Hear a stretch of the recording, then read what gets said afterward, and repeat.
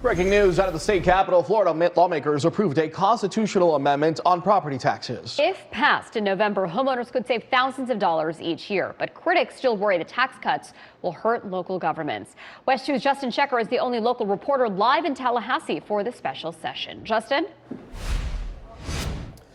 At this hour, the state capitol has cleared out. Lawmakers are heading home, but during this two-day special session, Republicans amended the governor's original plan. They protected funding schools with property taxes. Still, next November, they're letting voters decide whether to approve a major tax break for homeowners. During his final year in office, Governor Ron DeSantis has said Floridians should be able to own their own homes without paying what he considers rent to the government. Show the bill passes. What's headed to the ballot isn't exactly what he proposed last week. After lawmakers preserve funding for K-12 public education with property taxes. The K-12 issue was a part of that whole. There would have been billions of dollars that future legislatures were going to have to decide where they were going to get it from and if they had to raise taxes or not.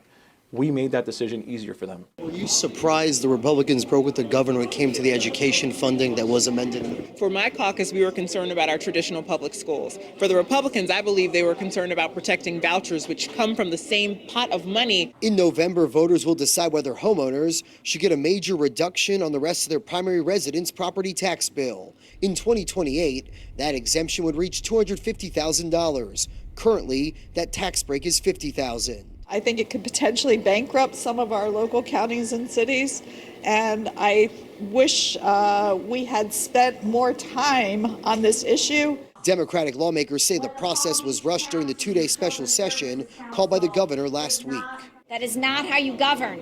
This is not how you treat people. Florida Democrats also say local governments will need to charge residents more in the form of fees if the amendment is adopted. Read the report. But Republican Speaker of the House Danny Perez says they'll need to cut spending and be more fiscally responsible. Local governments are now going to have to do the same thing, and they should. And they shouldn't run from that. That's not a negative. I think it's a positive that sometimes, you do have to open up your cupboard and see if the bag of chips are expired or not. That's essentially what local government is about to do. Orange County Democratic State Rep Ana Escamani says it's critical for Floridians to do their homework over the next 5 months. Our job is going to be to educate voters and to push for solutions on affordability, but to help voters understand that there are major losses with such a proposal and they need to be prepared for that and make an informed decision come November.